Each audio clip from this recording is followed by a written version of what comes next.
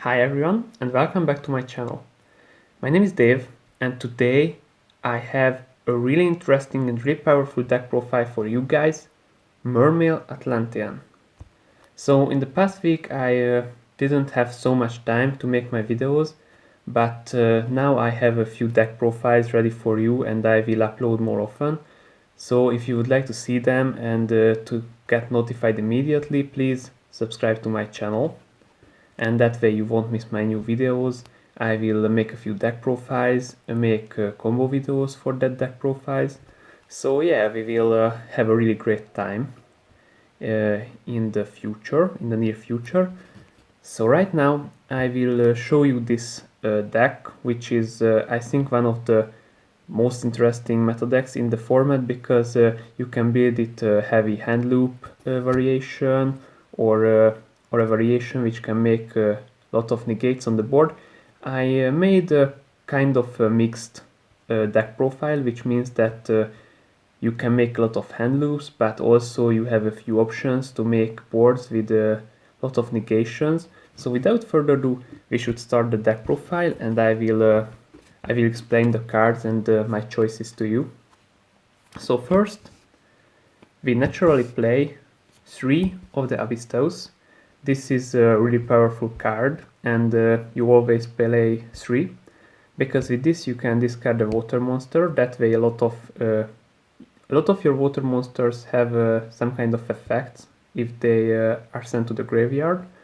So that's why it's a so good card, because you send the water to the graveyard, you probably activate that water monster's effect, and you special summon this card from your hand. Moreover, when you summon this card this way, you can add the level 4 or lower Mermail monster from your deck to your hand. So you will have a new card instead of the card you sent to the graveyard. So this is absolutely an insane card and a great starter for your combos.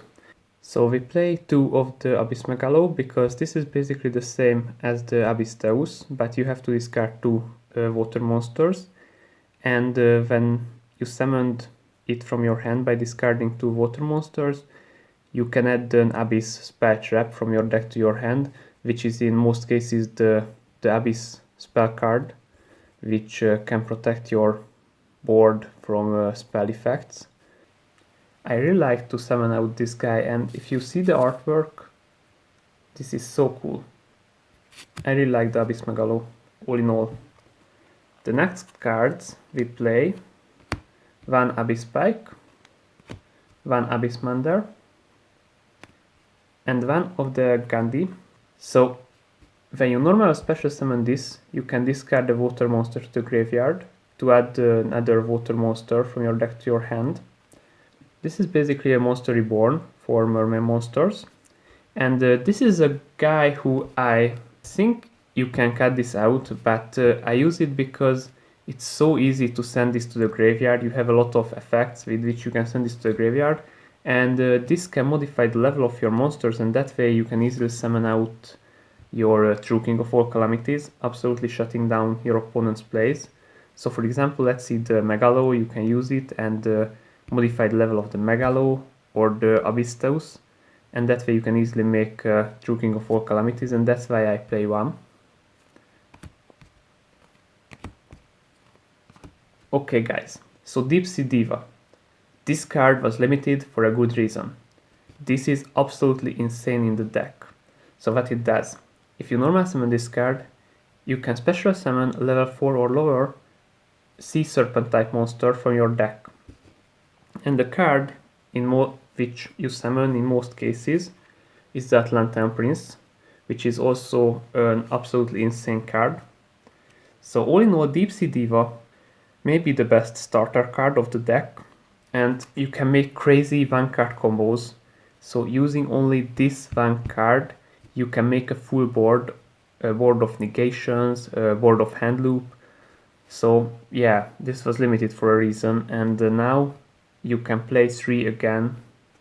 That's insane. I just say that's insane. Always play 3. The next card is the new card from Eternity Code, the Minstrel. Now, you could play 3. I tested it out, but this is searchable. and if you have 2 in hand, that's not the best case. So that's why I play only 2 in the deck. What it does, this is actually your anti-Nibiru or anti-hand trap card, because you can discard this card and the water monster, and look at your opponent's hand and banish 1 card from their hand face up until the end phase. So you can check their hand, which is good because first you can banish a problematic card like a Nibiru or a hand trap, and second, and in a lot of matches this is most important, you will have information about your opponent's hand. In Yu-Gi-Oh, having information is one of the most powerful effects in the game, because you see the hand, and if you see that it's a powerful thing to get rid of more cards, then you will make your hand loop, and that way your opponent won't have many cards to play with, and he will probably lose the duel. But if you see that they play a deck like Eldlich or any other deck which actually profit from the fact that they send cards to the graveyard and then they activate the effects in the graveyard, you can change your strategy and you can make negations instead of the hand looping combos. So information, and because of information, this specific card is absolutely powerful and absolutely a great addition. So thanks Konami, and thanks for the Eternity Code set to have this card. And now I will show you the dragons. Atlantean dragons was also limited, and also for a good reason. This card's effect is not hard once per turn, which means that you can use this effect multiple times. If you send this card to the graveyard to activate the water monster's effect, you can get a card to your hand. Of course not any card, but sea serpent type monster, which is enough because with this you can have this, or you can have the Diva, or you can have the Neptabis, the Atlantean Prince. So play 3. Play 3 because there are a lot of combinations where you send one to the graveyard to have another to your hand. So always 3. This card is just a joke. As well as the next card, which is the Prince itself. Okay, so if you summon out this card, you can send a card from your deck to the graveyard to have another card from your deck to your hand. Of course it works on Atlantean cards, so the most basic stuff is to send the dragon from your deck to the grave to activate this effect, and that way your dragons will search a card. And you can have another dragon to your hand, which you can send to the graveyard later to activate another effect, so you search another card. So as you see, you will always have enough cards in your hand, and you can easily search out every single card which you need for your combinations. This deck can work really consistently. And the last Atlantean cards we play are 2 heavy infantry and 1 marksman. We use these cards because if you send them to the graveyard to activate the water monster's effect, you can destroy set cards with this, and face up cards with these 2. So you can get rid of problematic cards before or during your combinations. And I found out that in the current meta, these guys are really helpful. There are a lot of situations when they can save your life, so that's why I decided this ratio. They are important. As well as your Water Elemental Lord. Now this card is the best card in this deck for hand looping, because you can summon it out if you have exactly 5 water monsters in your graveyard. This is also searchable because it's a sea serpent. And when you search this out and summon it out, then you can send 2 cards from your opponent's hand to the graveyard. Of course this is random, but 2 card is 2 card, so this is a really cool addition, a really cool support. This is not an Atlantean or not a Mermail card, but absolutely fit in the deck. as well as the Aqua Spirit, which is, to be honest, this is just an extender. You can use other extenders instead of this, like the Water Tangy, which you can special summon, that's also level 4. It's important to be level 4 because that's the best for your combinations, but the exact card doesn't matter that much. And now, the 3 tuner, these are the tuner brothers. So the Jet Synchron, which is, as you probably know from my previous profiles or from other videos, you probably know that this card is absolutely insane. So these were the monsters, and we play monsters for hand traps, but I will show that at the end of the deck profile. Now let's go to the spell card section. We play 2 Deep Sea Area. This card is a search card, which is always good, so having search cards are always good in decks.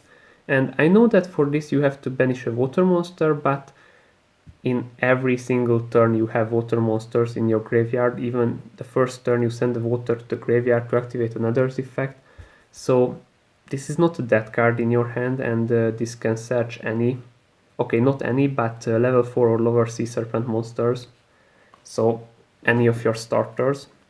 This is also to search your Neptavis or your Jet Synchron or any level 1 you need. We play 2 of the Avarice because, as you probably already know, or you will see in the combination videos, you will send a lot of cards to the graveyard, a lot of monsters. So having this in your hand, you probably will be able to use it at the end of your combo. So yeah, that's cool. 2 is enough, but it's cool. Okay, and I already talked about this card. So you can equip this to Mermail monsters. In most cases you search this with your Shark, I mean with your Abyss Megalo. And the card, which is a Mermail, you can only equip it to a Mermail. So that card will gain 800 attack points. And when a spell effect that was activated on your opponent's side of the field resolves, you can negate that effect and then send this card to the graveyard. And this is a back row card, which means that with this you can even protect your boards from cards like Dark Ruler No More, which is crazy. We play 3 Caught by the Grave because this is a combo heavy deck and we don't want our opponent to interrupt our combos. And after that I will show you the hand traps. 2 Infinite Impermanence. This card is just great. 2 Ash Blossom, because this is the most standard hand trap. You can play Nibiru instead of this. But the last 2 cards, they are not hand traps, they are kaijus, and we use these because in most cases on your opponent's board there are one really problematic card, and with this you can get rid of that card. It's also a water monster, so it's a great fit in the deck. So yeah, that's why we play these cards. And now we only have the extra deck to show. 1 Trish, because Trish is another option for hand looping, and it doesn't send to the graveyard, it banish. And you can also banish 1 card from the graveyard and 1 card from the hand. This was also limited, and we know why. Okay, we play 1 of the new Crocodile. This can give you more advantage in cards. 1 of the Dragite. This is water, and level 8 you can easily summon it out. It's a crazy negation card, so if you have a water monster in your graveyard, and guess what, nearly all your monsters are water, so you will have a water monster in the graveyard, you can negate the activated effect of a spell card, trap card, monster. This is another negation card, the Herald of Arclight. We play the Desert card, and this is another hand loop. You can summon it out from the Hakifibrax, for example. And these were the Synchro monsters. Now we play the Bahamut Shark Crazy Toad combination, because we play level 4s, level 4 water monsters. as well as one Abyss Dweller. Dweller is a great graveyard shutdown card. One True King of all calamities. I talked about this card and you already know that this card is crazy in the format. It can negate all the monster effects on your opponent's side. And now only the link monsters which are left. So one of the Marine's card. This is a Monster Reborn for water monsters. On the other hand, you won't be able to special summon monsters except water monsters for the rest of the turn, but as I said, you have a water deck, so that's not a problem for you. One of the Mermail Atlantean, or any pronunciation. This is a great Mermail card. You can search a card during your opponent's turn, and if it's destroyed by battle or card effect, you can special summon another water monster from your graveyard, so this is great for defense. One Mr. Boy. This is the so-called Crystone Needle Fiber. It should be Needle Fiber, but it's Hakifibrax. Sorry, not my fault. One Appaloosa. It's not water, but you can summon it out, and it's still a crazy 3 or 4 time negation. And we have the Akashima. This card is crazy in some of the combinations. So Dual Overload gave us a lot of powerful card. As regards this deck, the Akashima, the Hakifibrax. So this is absolutely necessary to make this deck as good as it is right now. And yeah, this was probably all the cards I wanted to show you in this video. So this is all for today. I really hope you like this video. I will make more deck profiles and even combo videos in the future. It can make a lot of crazy combinations, but I will just show you the most important ones, I think, right now. And thanks for watching. If you liked the video, please don't forget to smash that like button and subscribe to my channel for more content. And as always, have a nice day and get your game on.